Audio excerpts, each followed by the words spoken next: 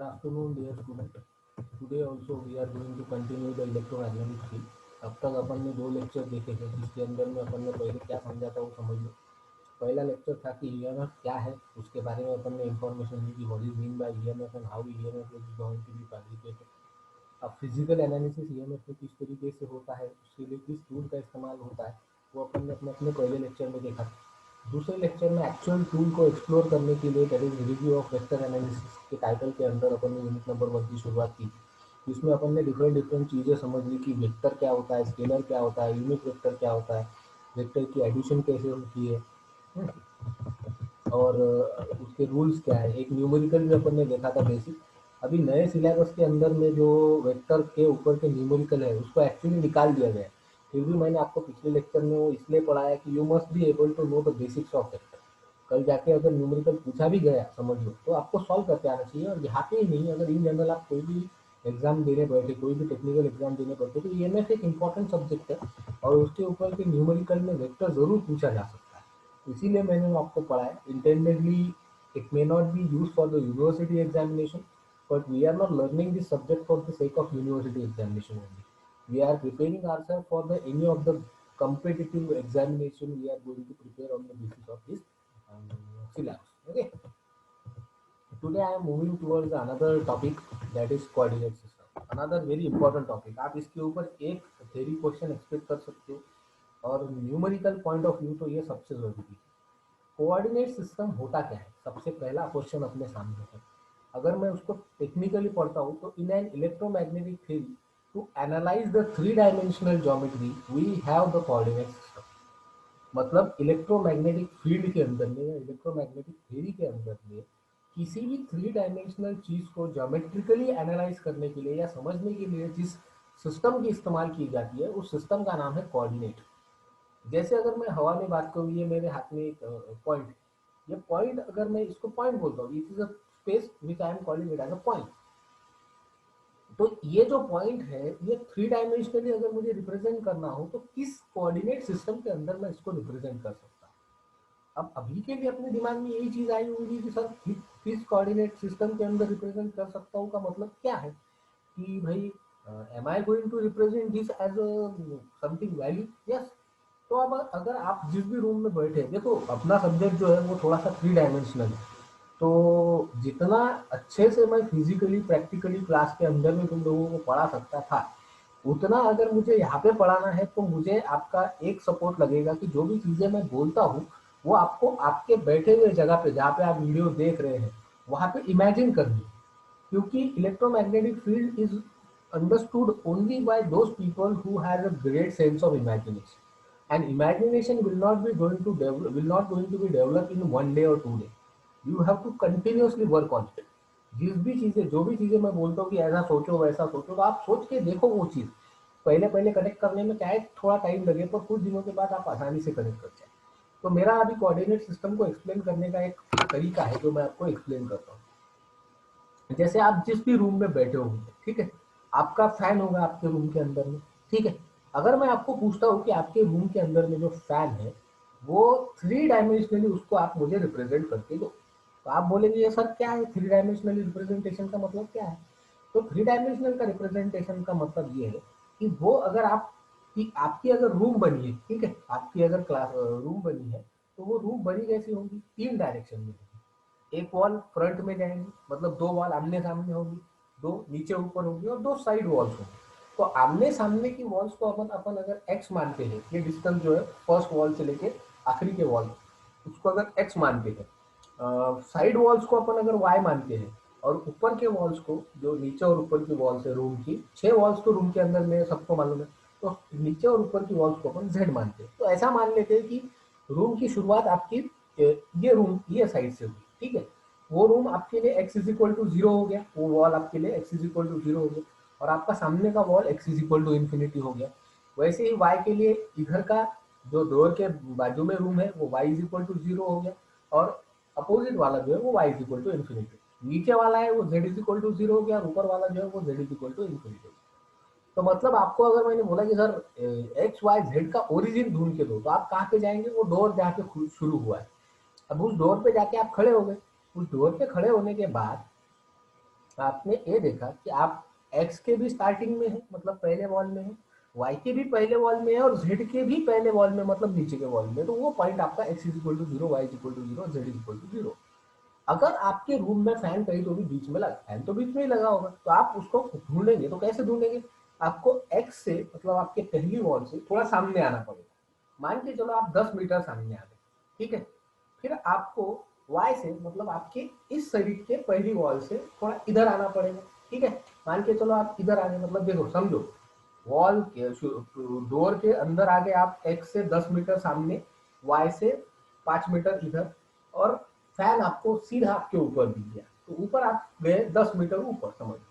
तो आपको मिलेगा क्या? एक्स से 10 मीटर, वाई से 5 मीटर, और जेड से 10 मीटर पे आपका फैन है। तो आप क्या बोलेंगे? सर फैन की अगर आप मुझे डायरेक्शन या कोऑर्डिनेट पूछते हो तो आप बताएंगे X is equal to 10, Y is equal to 5 and Z is equal to 10। अगर ये कोऑर्डिनेट किसी को आपने मैसेज कर दिए, समझ लो आपने मेरे को वो कर दी कि सर मेरी जो रूम नंबर 1 है मेरे घर में जाने के बाद आप उस पर ये कोऑर्डिनेट कर लो, तो आपको वो फैन मिल जाएगा। तो मैं उसको कैसे ढूंढूंगा? समझ लो भाई मेरे आंखों की रोशनी कम है 2 मिनट के लिए, मुझे दिखता नहीं है, मैं अंदाजे से या अपनी स्टेप से चलता हूँ। तो आपने बोला 10 मीटर, मतलब मैं ऐसा मानता हूँ कि 1 step is equal to 1 metre, ठीक है। तो मैं आपके रूम में जाऊंगा, फिर मैं क्या करूंगा? पहले डोर खोलूंगा। जैसे डोर खोलूंगा मुझे पता है कि वो ओरिजिन है, वहां से मैं एक्स की तरफ, मतलब सामने की तरफ 10 पैर चलूंगा, तो हो गया 10 मीटर। फिर मैं 10 पैर चला, फिर मैं राइट में, मतलब लेफ्ट से राइट में या राइट से लेफ्ट में, इधर की डायरेक्शन में 5 मीटर चलूंगा, 5 स्टेप्स। और फिर मैं ऊपर जाऊंगा, वहां पे समझ लो सीढ़ी लगी होगी, कुछ लगी होगी, तो मैं उसके ऊपर चढ़ के 10 स्टेप ऊपर जाऊंगा। जैसे ही मैं 10 स्टेप ऊपर जाऊंगा, आई विल सी दैट एक फैन मेरे को टच कर रहा है, मेरे को लग रहा है। तो ये हो गया तरीका एक पॉइंट को रिप्रेजेंट करने का। हवा में एक पॉइंट है, तो वो नीचे से कितना ऊपर है, उसके बाद साइड से कितना है, और उसके बाद बाजू सामने से कितना है, ये आपको ढूंढना है। तो कोऑर्डिनेट सिस्टम को 3 कोऑर्डिनेट में रिप्रेजेंट किया जाता है, और there are 3 types of coordinate system in general. Electromagnetic field के अंदर 3 तरीके की कोऑर्डिनेट सिस्टम है। एक कार्टेशियन कोऑर्डिनेट सिस्टम, एक सिलेंड्रिकल कोऑर्डिनेट सिस्टम, और एक spherical coordinate system. What is mean by Cartesian coordinate system? We will go one by one. Huh? We will not try to understand everything in one take only. We have to connect with each other. हाँ? Dot by dot अपने को आगे जाना है। तो Cartesian coordinate system मतलब कौन सा कोऑर्डिनेट सिस्टम है? ऐसा कोऑर्डिनेट सिस्टम जिसके अंदर में अपन क्या कर रहे हैं? ऐसा कोऑर्डिनेट सिस्टम जिसके अंदर में अपन not only we are going to represent the variable, but we are going to tell the distance occupied by that variable. तो कार्टेशियन कोऑर्डिनेट सिस्टम एक ऐसा कोऑर्डिनेट सिस्टम है जिसके अंदर में वेरिएबल है एक्स, वाई और जेड। मतलब जब भी मैं बोलूंगा किसी चीज को, मैं X is equal to 2, Y is equal to 3 और जेड इज इक्वल टू 4, ऐसा कुछ तो भी रिप्रेजेंट करूंगा। Something is equal to X, something is equal to Y, something is equal to Z. That means it is a point of Cartesian coordinate system. वो कौन से coordinate system का point है? कार्टेशियन। ये समझना बहुत जरूरी है, क्योंकि हर कोऑर्डिनेट सिस्टम के अपने अलग अलग फॉर्मूलेज है। आपको सब फॉर्मूलेज याद रखने पड़ेंगे, और आपको न्यूमेरिकल देख के आइडेंटिफाई करना पड़ेगा कि ये न्यूमेरिकल कौन से कोऑर्डिनेट सिस्टम में आता है। जैसे अगर आपके सामने मैंने लिखा है कि for any given vector F bar is equal to 3x ax cap, 3y ay cap, 4z az cap. तो ax cap, ay cap, az cap gives you the idea कि it is a direction of x, y, z. So it is a Cartesian coordinate system. Understand this point. ठीक है? ठीक है? तो यहाँ पर आपने समझ लो मैंने ये डिफाइन कर दिया। तो यहाँ पे देखो आपके सामने जो नोट्स है उसको मैंने टेक्निकली लिखा है, जो मैंने बोला है। If any point P defined along the axis X Y Z, अगर आपने इसके ऊपर जैसे एक्स वाई जेड को रिप्रेजेंट कर दिया, और आपने एक पॉइंट पी कहीं को भी मार्क कर दिया, तो वो डिस्टेंस एक्स से कितना हो गया उसका x1, वाई से कितना हो गया y1, और z से कितना हो गया z1। वैसे ही अगर आप कोई पॉइंट q लेते हो, मान लो उसका डिस्टेंस है x2, y2 और z2, तो अगर आपको किसी ने बोला कि वेक्टर पी क्यू बार निकालो, तो पिछले लेक्चर में मैंने बताया पी क्यू बार मतलब पी और क्यू को मिला के बना हुआ वेक्टर। तो पी पहला वेक्टर है, क्यू फाइनल वेक्टर है। तो फॉर्मूला है final vector minus initial vector. तो it is Q bar minus P bar. तो Q bar minus Q bar मतलब क्या आ जाएगा? x2 माइनस x1, क्योंकि इसका डिस्टेंस क्या है? x2, और इसका क्या है? x1। हाँ, एक और बात, x का x की एडिशन या सब्सट्रैक्शन x के साथ ही होगी, y का एडिशन और वो सब्सट्रैक्शन y के साथ ही होगी, और z का एडिशन और सब्सट्रैक्शन z के साथ ही होगी। ठीक है? तो it is x2 minus x1 ax क्या, y2 minus y1 ay cap and z2 minus z1 az cap. मतलब अगर आपके पॉइंट है 1 2 3 4 5 6 तो आप आएगा 4 माइनस 1 5 माइनस 2 6 माइनस 3। ax मतलब डायरेक्शन ऑफ x, ay मतलब डायरेक्शन ऑफ y और az मतलब डायरेक्शन ऑफ z। ठीक है, तो यहाँ पर x कितना से कितना हो सकता है, तो मैंने जैसे बोला कि आपका x कहाँ से लेके कहाँ तक जा सकता है, तो आपका x जा सकता है माइनस इंफिनिटी से लेके प्लस इंफिनिटी तक। y का वैल्यू भी कितना होगा कि लेंथ है, लेंथ कितनी हो सकती है, इनफाइनाइट हो सकती है। अब ये समझाने के लिए तो मैंने रूम का एग्जांपल दिया था, रूम तो एक फाइनाइट हो गई चीज, पर जनरली हवा में अगर स्पेस की बात करें तो ये स्पेस तो बहुत बड़ा है। तो x इन माइनस इंफिनिटी मतलब लोअर वैल्यू हो सकती है उसकी माइनस इंफिनिटी, तो हायर वैल्यू कितनी हो सकती है प्लस। y भी एक लेंथ है, z भी एक लेंथ है, तीनों की लिमिट क्या हो जाएंगी minus infinity two plus infinity. हाँ, इस तरीके से। ठीक है, तो अगर मुझे ये पता है कि ये कार्टेशियन कोऑर्डिनेट सिस्टम है तो उसको मुझे इस तरीके से पढ़ना है। अब हर कोऑर्डिनेट सिस्टम के साथ में मुझे एक चीज समझनी पड़ेगी, वो है उसके डिफरेंशियल एलिमेंट। क्या है डिफरेंशियल एलिमेंट। अब आपको लगेगा सर ये डिफरेंशियल एलिमेंट क्या picture, what is this all about. So when you are representing anything, तो पहले अगर आप डिफरेंशियल मतलब चेंज, अगर आपके सिस्टम के अंदर में दो पॉइंट आए हैं एक्स एक्सिस के ऊपर, एक point number x is equal to 2 पे है और एक point x is equal to 5 पे है। मैं आपको अगर पूछता हूँ कि सर आपकी इसके बीच में डिस्टेंस कितना है, तो आप बोलेंगे sir 5 minus 2 final minus 3 metre का डिस्टेंस है सर। तो ये चेंज अगर लाइन के ऊपर आया है तो उसको बोलते हैं डिफरेंशियल लाइन एलिमेंट। अगर ये चेंज लाइन के ऊपर नहीं आया है, सरफेस के ऊपर आया है। अब लाइन क्या है, एक single line X Y Z. Surface मतलब दो लाइन का कॉम्बिनेशन, मतलब एक वॉल आपका सरफेस। जैसे अगर आपने ये पीछे की वॉल जो मैंने बोला वो ले लिया, तो उसको बनाने के लिए अपने को क्या करना पड़ेगा, एक्स से तो आगे नहीं जाना पड़ेगा और वाई से मूव करना पड़ेगा और जेड से भी मूव करना पड़ेगा। ठीक है, आपके सामने अगर वॉल है तो वॉल को किस तरीके से रिप्रेजेंट करते हैं अपन, ये जैसे आपके सामने मैं एक डायग्राम बनाता हूँ। ठीक है, अब देखो उस डायग्राम, ये आपकी समझ लो घर की पीछे की वॉल है। ठीक है, ये शुरू हो रही है y इज इक्वल टू 0 से लेके y is equal to infinity तक और z इज इक्वल टू 0 से लेके z is equal to infinity. ये देखो, ठीक है, ये डायग्राम मैंने आपकी स्क्रीन के ऊपर, आपके ऊपर यहाँ पे स्क्रीन के ऊपर में लगाई हुई है। I don't know how much it is visible for you, but this is the wall. I want to say कि अगर आपका एक वॉल है तो उस वॉल में x is equal to 0, x is equal to 0 से लेके इन्फिनिटी। एक वॉल बनाने के लिए कितने डायरेक्शन बनाने पड़ेंगे अपने वॉल को, कितनी साइड्स रहती है, चार। चार साइड में मतलब x 0 इन्फिनिटी, y 0 इन्फिनिटी, या x 0 infinity, z 0 infinity, y 0 0। मतलब कोई भी दो एक्सिस तो लगेंगे ही ना एक वॉल बनाने के लिए, एक हॉरिजॉन्टल एक वर्टिकल। तो दो एक्सिस का कॉम्बिनेशन जब आएगा तो होगा सरफेस। एक सिंगल लाइन का कॉम्बिनेशन जब आएगा वो हो गया लाइन। और अगर तीनों एक्सिस आ गए, जैसे पूरी रूम, एक्स भी आ गया, वाई भी आ गया, जेड भी आ गया उसमें, हाँ, तो वो हो गया आपका वॉल्यूम। क्या हो गया, वॉल्यूम। तो डिफरेंशियल लाइन एलिमेंट मतलब changes occurred in a line element. Differential surface element मतलब changes occurred in simple language I am telling you, changes occurred in a surface मतलब two lines of the coordinate. And then differential volume मतलब changes occurred in a three dimension all. अब formula देखो क्या है, differential line element का मतलब, अगर समझ लो आपको मैंने पूछा कि भाई एक्स का चेंज निकालो, तो आप कैसे निकालेंगे, sir x2 minus x1 final. y का निकालो तो y2 माइनस y1, z का निकालो तो z2 माइनस z1। z2 मतलब z is a final, z2 मतलब फाइनल माइनस इनिशियल। तो आप उसको चेंज को कैसे लिखते हैं, मैथमेटिक्स में चेंज को लिखने के लिए इस्तेमाल किया जाता है डेरिवेटिव का। डी वी एक्स मतलब विथ रिस्पेक्ट टू एक्स निकालना है चेंज, और डी एक्स मतलब चेंज इन एक्स। तो अगर मुझे किसी ने बोला कि सर आपको लाइन नंबर एक्स का चेंज निकालना है, तो मैं क्या बोलूंगा, डी एक्स ए एक्स क्या, लाइन नंबर वाई का निकालना है, डी वाई ए वाई क्या, डी जेड ए जेड क्या फॉर जेड। तो वो फॉर्मूला बनेगा total D L bar is equal to D X A X क्या, डी वाई ए वाई क्या and D Z A Z क्या। Clear. पर अगर मेरे को किसी ने बोला कि सर ये बहुत इंपॉर्टेंट है, ये आपको याद रह गया, तो इसके ऊपर से आप सरफेस और वॉल्यूम के फॉर्मूले बना सकते। मान के चलो किसी ने बोला कि सर सरफेस का निकालना है, तो आप बोले, मैं बोलूंगा कि सर सरफेस मतलब दो लाइन, तो बाकी बची हुई तीसरी लाइन होती है डायरेक्शन, जिससे उसको अपन देखते हैं। तो बताओ सर कौन से डायरेक्शन से आपको चाहिए, आपने बोला अगर जेड से चाहिए तो लाइन आएंगी एक्स और वाई, आपने बोला अगर y से चाहिए तो लाइन आएंगी एक्स और जेड, आपने बोला सर जेड से नहीं चाहिए वाई एक्स से चाहिए तो एक्स डायरेक्शन से चाहिए तो वो लाइन आएंगी वाई और जेड, जो डायरेक्शन है उसको छोड़ के बची हुई दो वेरिएबल जो रहेंगे वो डायरेक्शन। तो मान के चलो आपने मुझे बोला कि सर डिफरेंशियल सरफेस एलिमेंट निकालना है अलॉन्ग जेड डायरेक्शन, तो मैं बोलूंगा ठीक है, बचा कौन है, एक्स और वाई। एक्स का चेंज कैसे आता है, डी एक्स, वाई का कैसे आता है, डी वाई। तो डायरेक्शन क्या है, जेड, क्या। अगर आपने बोला सर वाई डायरेक्शन, तो ए वाई क्या, बचा कौन, एक्स और Z, D X D Z. फिर अगर अगर आपने बोला सर एक्स डायरेक्शन, तो डायरेक्शन आ गई ए एक्स क्या, डायरेक्शन मैंने पहले बताया, डायरेक्शन कैसे रिप्रेजेंट करते हैं अपन, यूनिट वेक्टर से।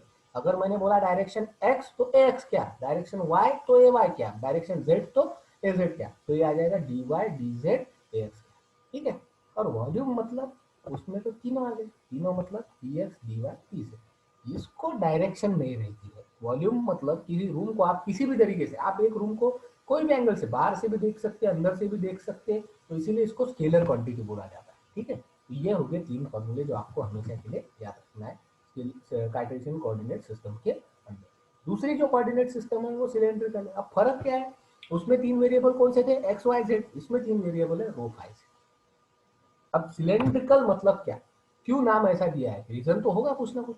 Reason is very much interesting. अगर आप किसी कार्टेशियन कोऑर्डिनेट सिस्टम के ओरिजिन के अंदर में एक सिलेंडर को पुट करते हो, अब डायग्राम आपके सामने है यहाँ पे, आप इसको दिमाग में इमेजिन करके समझना कि अगर आपने किसी कार्टेशियन कोऑर्डिनेट सिस्टम जो एक्स वाई जेड वाली है, उसके अंदर में एक सिलेंडर को पुट कर दिया ओरिजिन के अंदर में, तो उसके अंदर में तीन वेरिएबल का नया इवोल्यूशन होगा, एक रो, दूसरा फाई, तीसरा जेड। अब तीनों वेरिएबल को ध्यान से समझो।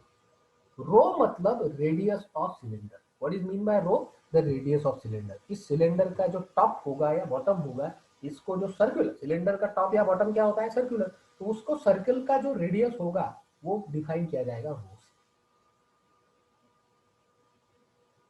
दूसरा है फाई। फाई का मतलब होता है angle, angle between the cylinder. अगर आप ओरिजिन से एंगल मार्क करते हैं तो ये पूरे सर्कल का एंगल कितना होता है जनरली, अपन जब बोलते हैं सर्क्यूलर मतलब कितना होता है 360, 360 मतलब पाई के फॉर्म में 2 पाई, तो अपना एंगल कितना आएगा 0 से 2 पाई। तो रो का वैल्यू कितना आएगा 0 टू इन्फिनिटी, क्योंकि रेडियस है। अब पिछली बारी में एक्स का वैल्यू क्या लिया था अपन ने, minus infinity two plus infinity, तो यहाँ पे लिया है 0 टू इन्फिनिटी। अब किसी के दिल में यह सवाल आ सकता है कि सर एक्स तो माइनस से प्लस लिया आपने, पर इसको क्यों माइनस इन्फिनिटी। क्या कभी रेडियस किसी ने -2 मीटर सुना है क्या, या -2 -3 ऐसा रेडियस कभी सुना है क्या तुमने निगेटिव।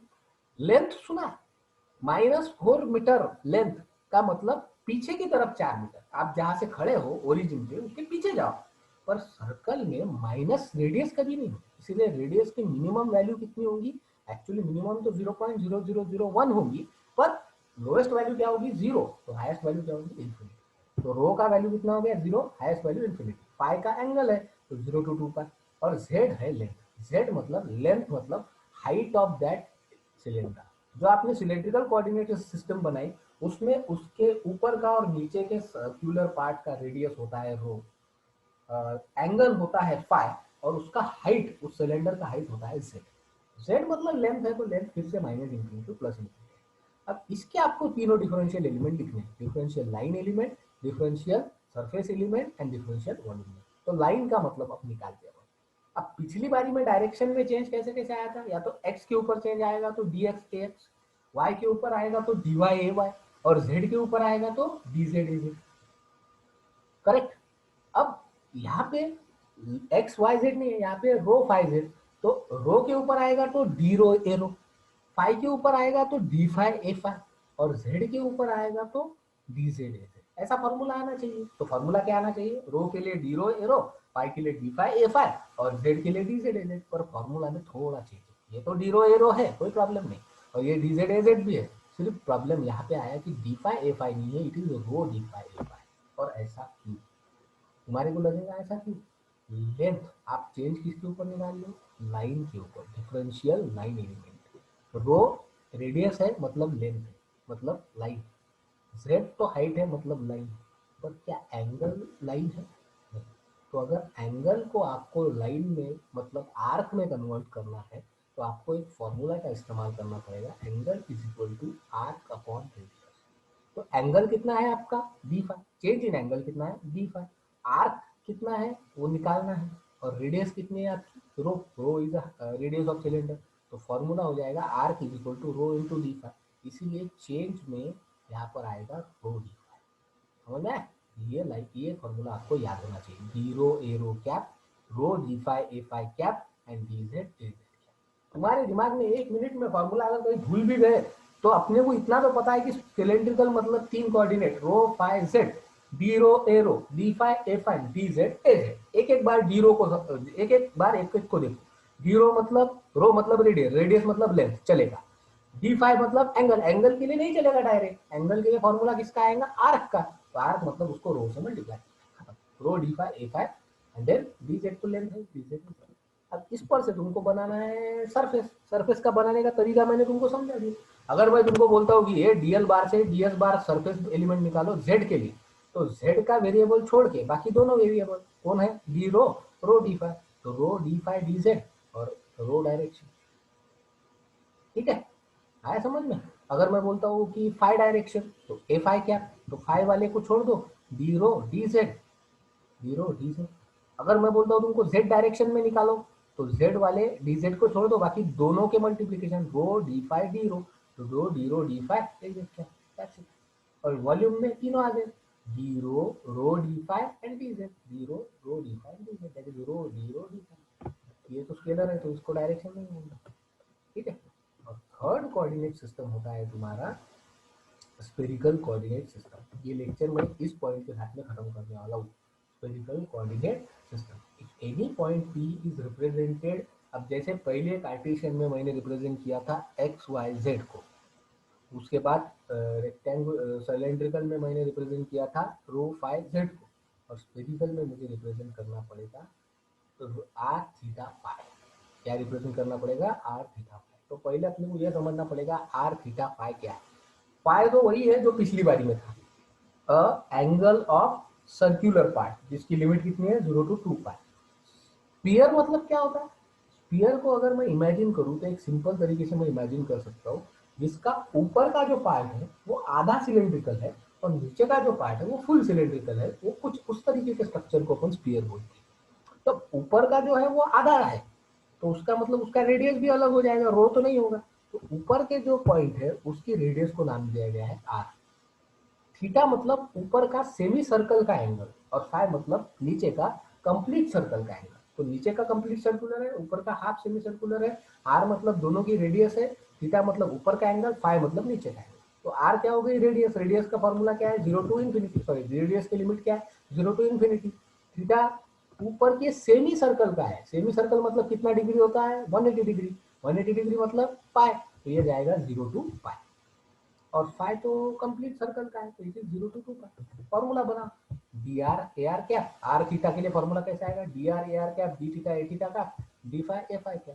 अब आर तो लेंथ है पर थीटा भी एंगल है और फाई भी एंगल है, अब इनके लिए बनाना पड़ेगा।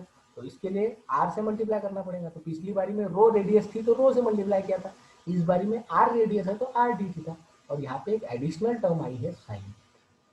तो क्यों are D theta A phi, are D theta A theta क्या, are D phi A phi ऐसा क्यों नहीं लिखा अपन ने, साइन थीटा क्यों आया।